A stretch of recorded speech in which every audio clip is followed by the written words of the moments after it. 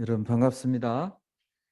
예, 광주 지역의 코로나 상황이 예, 악화되고 있어서 어제 오전에 저희 교회 당회에서 오늘과 다음 주일은 영상 예배로 이렇게 드리기로 했습니다. 아쉽지만 이럴 때일수록 또 서로 격려하고 말씀으로 하나 되는 공동체가 되기를 바랍니다. 오늘 말씀은 요한복음 11장에서 보겠습니다. 요한복음 11장 17절에서 27절까지 말씀 제가 봉독하겠습니다. 요한복음 11장 17절에서 27절까지입니다. 예수께서 와서 보시니 나사로가 무덤에 있은지 이미 나으리라. 베다니는 예루살렘에서 가깝기가 한 오리쯤 되매 많은 유대인이 마르다와 마리아에게 그 오라비의 일로 위문하러 왔더니 마르다는 예수께서 오신다는 말을 듣고 곧 나가 맞이하되 마리아는 집에 앉았더라. 마르다가 예수께 여짜오되 주께서 여기 계셨더라면 내 오라버니가 죽지 아니하였겠나이다. 그러나 나는 이제라도 주께서 무엇이든지 하나님께 구하시는 것을 하나님이 주실 줄을 아나이다. 예수께서 이르시되 내 오라비가 다시 살아나리라. 마르다가 이르되 마지막 날 부활 때에는 다시 살아날 줄을 내가 아나이다. 예수께서 이르시되 나는 부활이요 생명이니 나를 믿는 자는 죽어도 살겠고 무릇 살아서 나를 믿는 자는 영원히 죽지 아니하리니 이것을 내가 믿느냐. 이르되 주여 그러하외다. 주는 그리스도시요 세상에 오시는 하나님의 아들이신 줄을 내가 믿나이다. 아멘. 사도 요한은 요한복음을 기록할 때 예수님의 여러 행하신 표적들 중에서 7가지만을 골라서 기록했습니다. 첫 번째 표적은 잘 아는 가나의 혼인잔치, 물로 포도주를 만든 사건이었습니다. 그리고 7번째 표적이 오늘 보게 될 나사로를 살리시는 표적입니다. 사실 이 7번째 표적은 예수님께서 보여주시는 7가지 표적들 가운데 가장 극적이고 가장 놀라운 표적이라고 할 수 있습니다.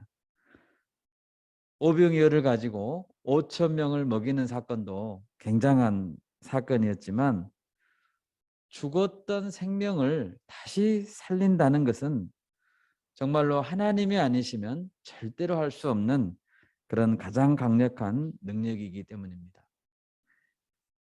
여러분, 우리가 믿는 예수님, 우리와 함께 하시는 예수님은 정말로 살아계신 하나님이십니다.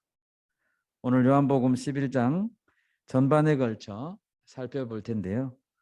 말씀을 통해서 부활이요 생명이신 예수님을 만나고 그 예수님을 붙드는 귀한 시간이 되기를 바랍니다. 네, 아멘. 첫 번째로 오늘 말씀에서 예수님은 이 병은 죽을 병이 아니라고 말씀하셨습니다. 예수님께서는 요한복음 10장 후반부, 우리가 오늘 11장을 읽었거든요. 10장 후반부에서 유대인들과 강하게 부딪혔습니다. 예수님께서 내 양들을 내 손에서 빼앗을 자가 없느니라 라고 하시면서 나와 아버지는 하나이니라 이렇게 선포하셨습니다. 정말 엄청난 선포였습니다. 여러분, 예수님께서 성자 하나님이시고 성부 하나님과 동일한 본질의 동등한 분이신 줄 믿으십니까? 네, 아멘. 우리는 이 삼위일체 하나님을 믿고 고백합니다. 세상에 어떤 위대한 선각자도 어떤 위대한 선지자나 랍비도 나와 아버지는 하나이다라고 말할 수 없습니다. 이 선포를 들은 유대인들은 신성 모독죄를 들어서 돌을 들어 예수님을 치려고 했습니다.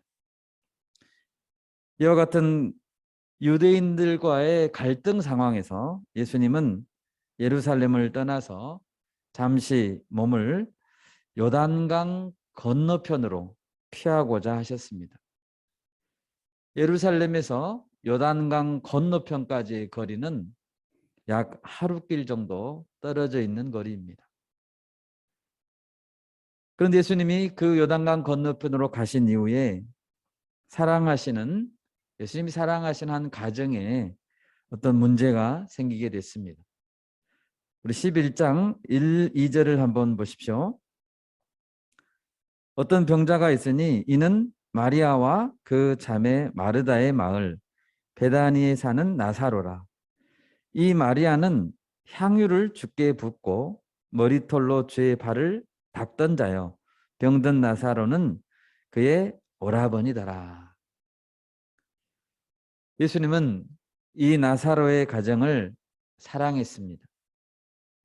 이 가정은 예루살렘과 가까운 베단이라는 마을에 살고 있었고 여동생 둘과 오빠 나사로 함께 살고 있었습니다. 나사로가 그 집안의 가장이었죠. 나사로가 병들자 누이들은 절망에 빠졌고 예수님께 사람을 보냈고 빨리 와서 고쳐주시도록 간구했습니다. 그러면 이 소식을 들은 예수님은 무슨 말씀을 하십니까? 요한복음 11장 4절 말씀입니다.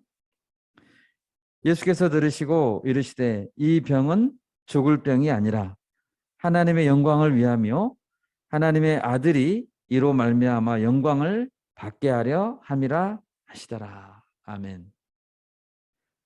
이 병은 결코 죽을 병이 아니다. 아멘. 그리고 이 병을 통해서 하나님과 그 아들이 영광을 받게 될 것이다. 사실 나사로는 매우 위독한 상황이었습니다. 그런데 예수님은 하나님께 영광을 돌릴 수 있는 병이라고 말씀하고 계십니다. 예수님이 이 말씀을 하신 후에 어떻게 행동하셨습니까?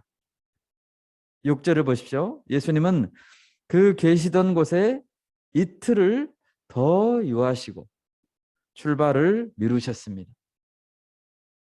17절을 보면 예수님은 나사로가 무덤에 있은 지 나흘째에 베다니에 도착하십니다.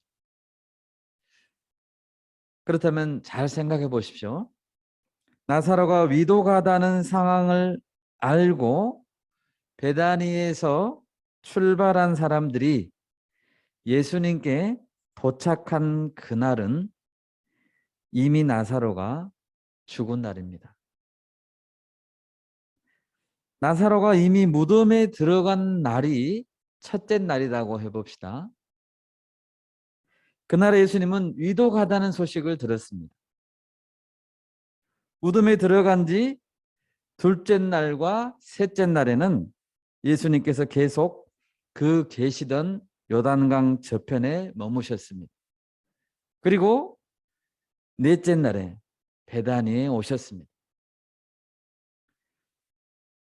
제 4일째가 되니 나사로의 시체는 부패하여 냄새가 진동하는 상태가 됐습니다. 다시 말해서 예수님께서 이틀을 지체했기 때문에 나사로가 죽은 것은 아닙니다. 예수님은 이틀간 더 그 계시던 곳에 머물러 계심으로 나사로의 시체가 완전히 부패할 때까지 기다리셨던 것입니다. 예수님은 죽은 나사로가 다시 살아날 가능성을 완전히 배제할 수 있을 때까지 기다리셨습니다. 여러분, 여기에는 어떤 의도가 숨어 있을까요? 여러분, 11장 5절에 보면 예수님은 본래 마르다와 그 동생 나사로를 사랑했다라고 기록하고 있습니다. 당시 나사로 가정과 예수님의 친밀한 사이를 아는 유대인들은 이렇게 생각했을 것입니다. 정말 사랑했다면, 예수님이 정말 사랑했다면 왜 예수님은 나사로가 위독하다는 소리를 듣고 즉시 가시지 않았는가? 여러분, 우리도 이렇게 생각하기도 합니다. 어떤 문제가 앞에 있을 때 예수님 정말 저를 사랑하십니까? 저를 사랑하신다면 왜 즉시 나의 문제를 해결해 주지 않습니까? 정말 저를 사랑하시는 것이 맞습니까? 여러분, 예수님은 왜 이틀을 더 지체하셨을까요? 그들을 지극히 사랑했던 예수님께서 그들에게 주고 싶었던 것은 무엇이었을까요? 희망 0%. 희망 제로에서 오직 예수님께 100% 희망이 있음을 보여주고 싶었기 때문입니다. 여러분 믿으십니까? 네, 아멘. 우리가 나중에 알게 되지만 나사로는 다시 살아났습니다. 여러분, 사람의 눈으로 보면 절망할 수밖에 없는 상황이라도 예수님의 눈으로 보면 영광의 사건이 될 수 있습니다. 네, 아멘. 오늘 우리는 벌써 2년째 전쟁과도 같은 코로나 상황을 통과하고 있습니다. 이 시대는 첨단 과학 시대입니다.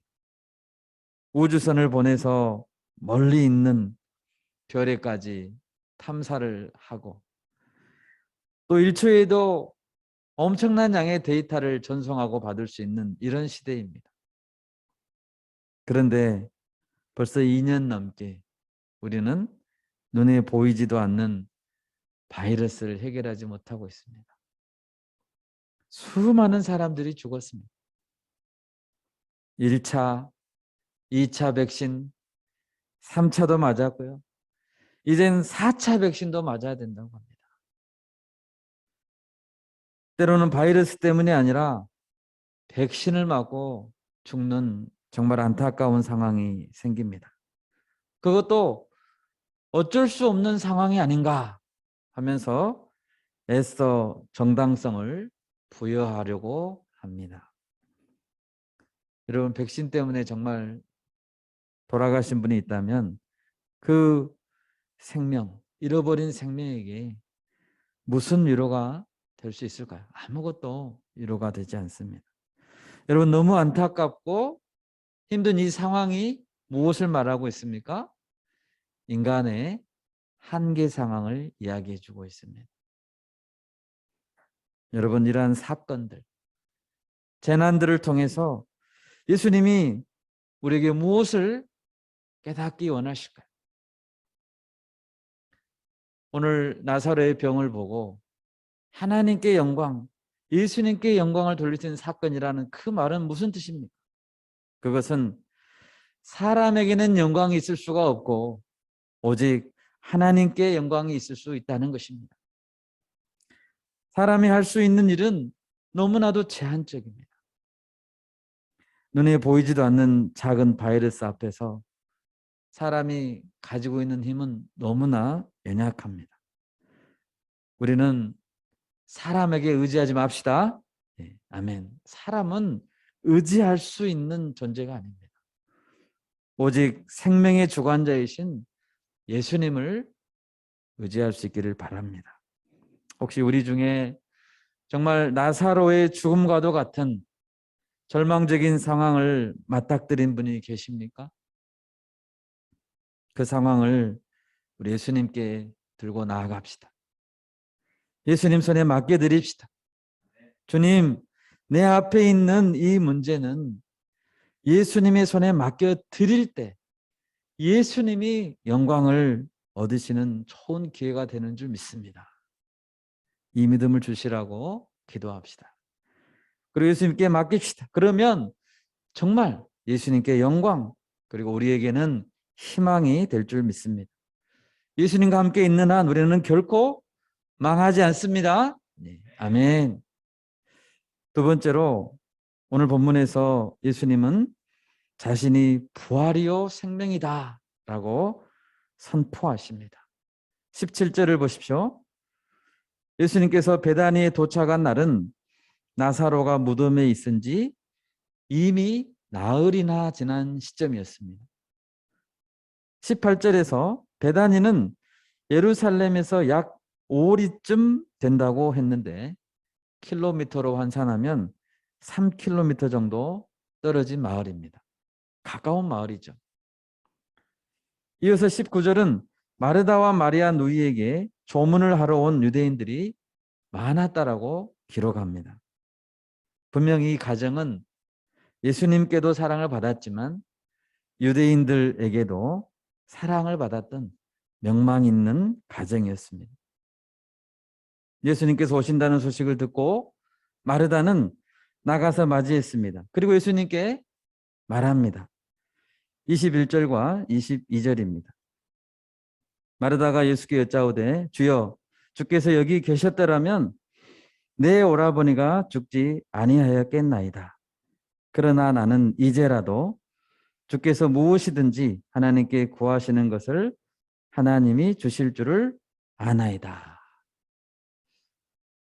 마르다의 이 말을 보면 언뜻 보면 상당히 믿음이 좋은 말처럼 들립니다. 이제라도 예수께서 구하시면 하나님이 주실 것입니다. 그러나 마르다의 이 말은 예수님의 능력의 한계를 정해놓고 그 한계 안에서 능력을 베풀어 달라는 말입니다.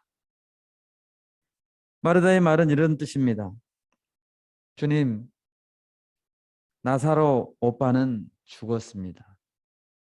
안타깝지만 오라버니는 죽을 수밖에 없는 병이었습니다. 주님이 오셨으니 다른 표적들을 보여주실 수 있으면 보여주십시오. 가나 혼인잔치에서 물로 포도주를 만든 거 알고 있습니다. 오병이어로 많은 사람을 먹였던 거 알고 있습니다. 이런 기적들 보여주실 수 있으면 보여주십시오. 마르다의 요청은 이미 보여주셨던 표적 그런 수준의 하나를 간구하고 있습니다. 죽은 오빠를 다시 살려주세요. 이런 기도는 드리지 못하고 있습니다. 이렇게까지 죽은 오빠를 살려줄 수 있는 이렇게까지 대단한 일은 예수님이 할 수 없고 그렇게 요구하면 오히려 예수님을 난처하게 만들 수 있다는 판단을 했는지도 모르겠습니다. 그러자 예수님은 정색하고 23절에서 말씀하셨습니다. 내 오라비가 다시 살아나리라. 아멘. 마르다는 대답합니다. 마지막 날 부활 때에는 다시 살아날 줄을 내가 아나이다. 여러분, 예수님의 말씀과 마르다의 대답은 뭔가 좀 다른 이야기를 하고 있는 것 같습니다. 요한복음 11장 39절 뒷부분에 보면 마르다에게 무덤 앞에서 돌을 옮겨 놓으라 했을 때 마르다가 이렇게 대답합니다.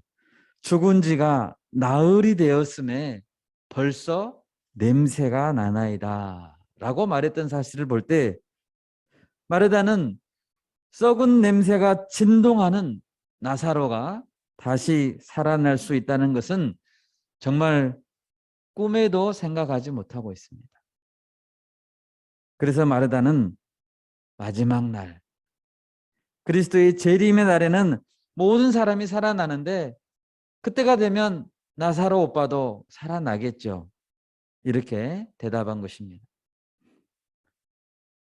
여러분, 예수님께서 네 오라비가 살리라 하신 것이 마지막 날에 다시 살 것이다 라고 말씀하신 것일까요? 아닙니다.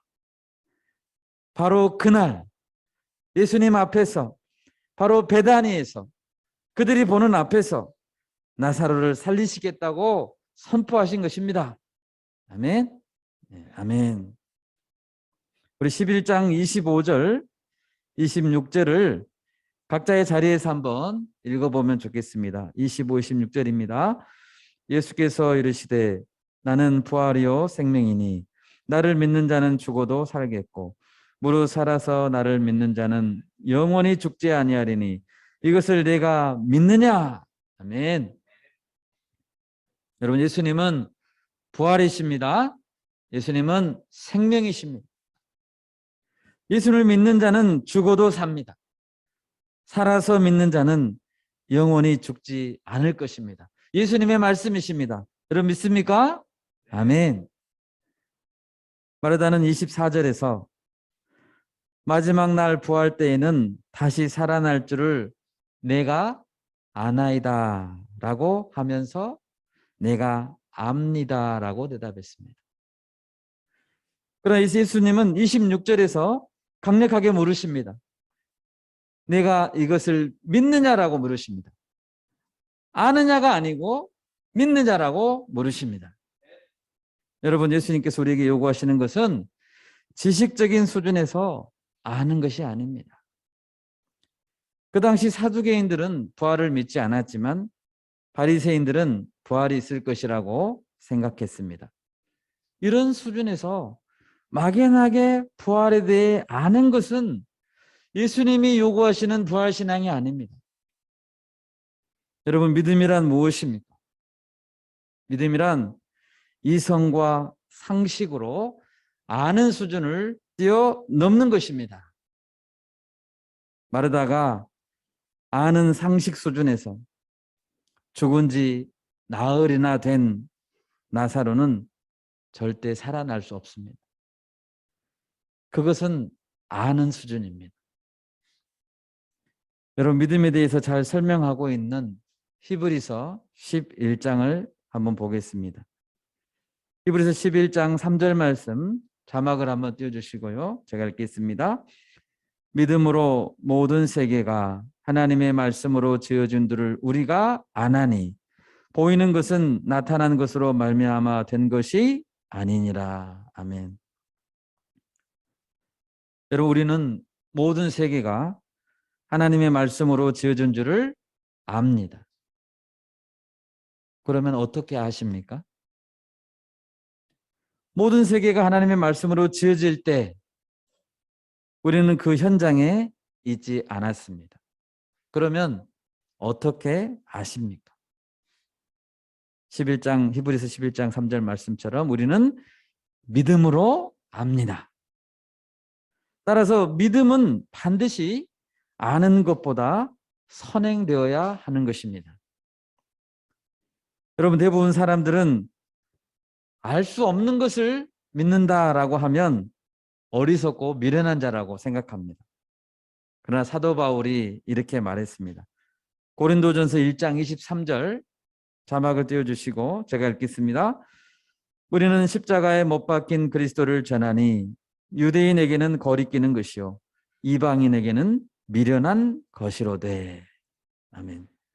우리의 상식과 우리의 지식으로는 알 수 없지만 우리는 예수님을 믿습니다. 왜 믿습니까? 그것이 사실이기 때문입니다. 예수님의 십자가와 죽으심은 사실이고 예수님의 부활은 사실이기 때문입니다. 예수님께서 부활하신 후에 예수님을 만났던 부활의 증인들은 차고 넘칩니다. 우리가 이해할 수 없지만 증인들이 사실을 증언하고 있습니다. 27절입니다. 예수님의 강력한 말씀에 마르다가 대답합니다. 이르되 주여 그러하여이다. 주는 그리스도시요 세상에 오시는 하나님의 아들이신 줄을 내가 믿나이다 라고 대답합니다. 예수님은 부활이요 생명이십니다. 나는 부활이요 생명이니 나를 믿는 자는 죽어도 살겠고 무릇 살아서 나를 믿는 자는 영원히 죽지 아니하리니. 여러분 믿으십니까? 아멘. 예수님을 믿는 자는 죽어도 삽니다. 예수님은 나사로를 통해 증명하셨고 또 자신의 부활을 통해서도 이제 곧 증명하실 것입니다. 세 번째, 예수님은 돌을 옮겨 놓으라 라고 말씀하십니다. 32절을 보십시오. 마리아 자매도 예수님께서 계신 곳에 와서 말했습니다. 주께서 여기 계셨더라면 내 오라버니가 죽지 아니하였겠나이다. 예수님은 심령에 비통히 여기시고 불쌍히 여겼습니다. 그리고 두 자매의 슬픔과 고통에 공감하시고 눈물을 흘리셨다라고 기록되어 있습니다. 여러분 생각해 보십시오. 예수님께서 눈물을 흘리셨습니다. 예수님은 우리의 아픔을 보시고 외면하는 분이 아닙니다. 우리가 아파하고 고통당할 때 우리를 보시고 눈물을 흘리시는 예수님의 그 사랑. 예수님은 사랑의 주님이신 줄 믿습니다. 39절을 보십시오. 예수님과 일행은 나사로의 무덤 앞으로 가셨습니다. 그 무덤은 굴이었고 굴 앞에 돌로 막아놓은 무덤이었습니다. 예수님은 말씀하십니다. 돌을 옮겨 놓으라. 이때 마르다가 말했습니다. 주여, 죽은 지가 나흘이 되었음에 벌써 냄새가 나나이다. 여러분, 여전히 마르다의 신앙의 그러한 상황은 죽음의 한계, 썩는 냄새의 한계를 극복하지 못하고 있습니다. 그때 예수님은 말씀하십니다. 우리 40절 말씀을 한 목소리로 한번 읽겠습니다. 40절입니다. 예수께서 이르시되 내 말이 네가 믿으면 하나님의 영광을 보리라 하지 아니하였느냐 하시니. 아멘. 예수님께서 썩는 냄새를 못 맡으십니까? 아닙니다. 예수님이 죽은 지 나흘이 된 것을 모르십니까? 아시고 오셨습니다. 우리는 언제 하나님의 영광을 보게 됩니까? 여러분, 하나님의 영광을 보고 싶습니까? 네. 아멘. 정말 보고 싶으세요? 네. 믿고 돌을 옮겨 놓을 때 그 영광을 보게 될 것입니다. 죽은 무덤과 같은 상황 앞에서 죽은 무덤과 같은 상황 앞에서 절망의 돌을 옮겨 놓읍시다. 불신의 돌을 옮겨 놓읍시다. 우리는 믿음으로 그 돌을 옮겨야 합니다. 제가 우리 청년들과 대화를 하다 보면 정말 제각각 돌이 가로막혀 있는 것 같은 그 형편을 보게 됩니다. 이미 썩은 시체와 같은 가능성 0% 그런 절망 가운데 포기하는 분도 있고요. 신앙생활을 오래 했지만 확신이 없는 분들도 많고 취업이라는 큰 돌 앞에 무기력하게 들어 누워 있는 분도 계십니다. 주님이 내 가정 문제, 내 질병 문제, 내 상황만큼은 주님이 와도 어쩔 수 없다라고 생각하는 분이 많습니다.